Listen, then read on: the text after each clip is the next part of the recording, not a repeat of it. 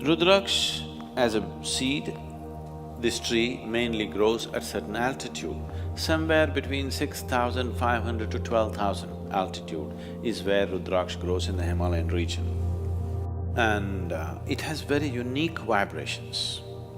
If you hold a Rudraksh upon anything which is positive in nature, it will naturally go clockwise. If you hold it on something negative, it will go anti-clockwise. If you hold it on something neutral, it will swing like a pendulum. I want to show you what it does, okay? This is just paper, all right? You know about this Rudraksh going clockwise, anti-clockwise, something? Okay.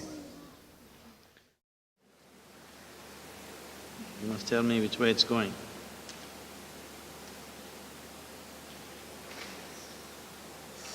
Which way is it? This is clockwise, right? Right now, I have not done any energy transfer or anything, just crumpled it, okay?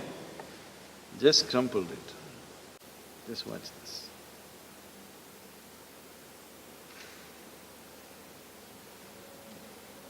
What's it? So, I don't know if they told you, I'm sure your parents must have told you, your clothes should be properly folded and kept, your bed clothes should be properly folded and kept. This is the difference it makes in your life. In this country, we were always told, after you wake up in the morning, if you do not fold your bedclothes, then devils will come and dance on it, demons will come and dance on it, and then when you go to sleep next day in those kind of clothes, it's going to affect your life. And that's just a dialectical way of expression, and it's true. What we call as a devil or demon is a negative form of life.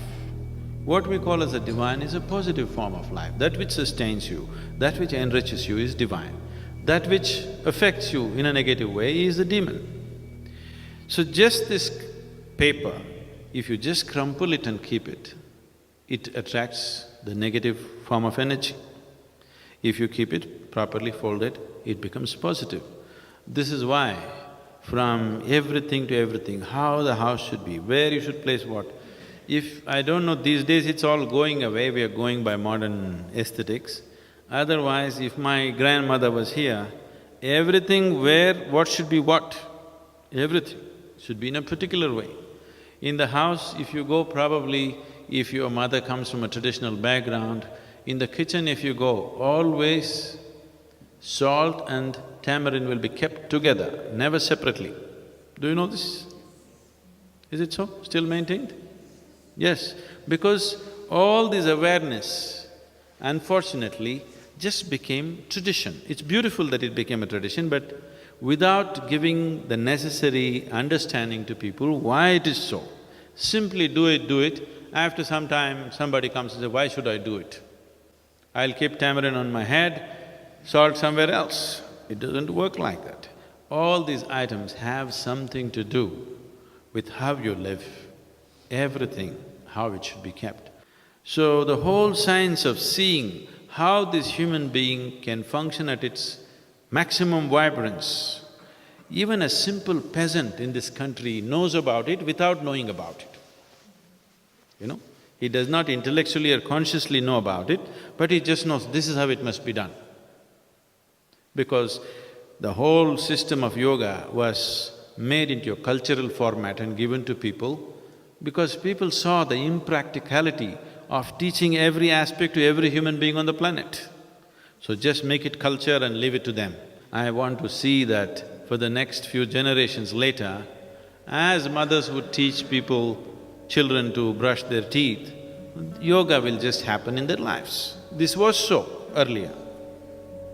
Earlier, Agastya Muni did this to the whole of southern peninsula, that in every home, everybody has an understanding of how to allow this being to attain to his full potential. So these things were made aware of, a simple thing like this. Many of you are already doing asanas for at least 6 months now, you could experience this. You keep 2 shirts, okay? one shirt you do like this, both washed clean ones. Do like this and keep it for 3 days, another one neatly fold it and keep it there. After 3 days, wear one, close your eyes and feel it, wear the other, close your eyes and feel it, just see how it feels. They're very different. So every aspect was brought into life. So what you see as this culture, because this is a land without God, this is a land without religion, this is just a certain science transmitted as culture. Because of various distortions, that science has become all distorted. Putting it back is not easy to the whole society. We want to put it back at least into a few people, hoping that they will be able to impart it to the rest of the larger society sometime in future. If we produce 1,000 people who really perceive, understand and live that way, I'm sure these 1,000 people can impart it to 1,000,000 people. Those 1,000,000 people can do it to many more people. And they may produce many, many more people who are capable of receiving this and things may happen.